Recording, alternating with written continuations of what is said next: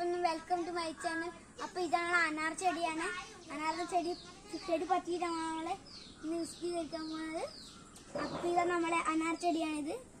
ഇതിനെല്ലാം കുറെ ഇതുണ്ട്. നമ്മളെ ഹെൽത്തി ഫുഡുമാണിത്. ബക്കറ്റാണ് നട്ടിരിക്കുന്നത്. അതാണ് ഏറ്റവും വലിയ ഇത്. ഇതാണ് നമ്മളെ ഏറ്റവും വലിയ പറയാപ്പ അനാർ. നമ്മള് നാട്ടിൽ നമ്മുടെ ഉർമ്മമ്പയെന്ന് പറയും.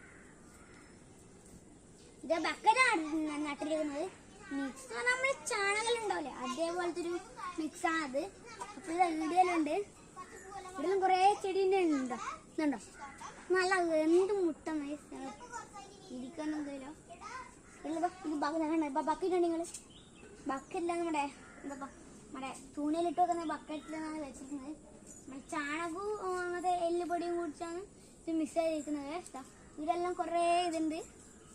അപ്പൊ ഇത് നമ്മളെ ആടിയാണ് ഏറ്റവും വലുതുള്ളത്. ഇതിയുടെ കുഞ്ഞു കഴിഞ്ഞേ ഉള്ളു. നല്ല ഹെൽത്തി ഫുഡുമാണ്. റുമാനാണ്. നമ്മൾ നല്ല പല പേരും പറയും.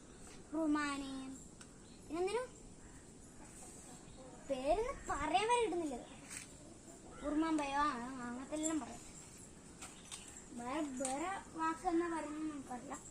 ഞാൻ കമന്റ് ഇട്ടോ. ഞാൻ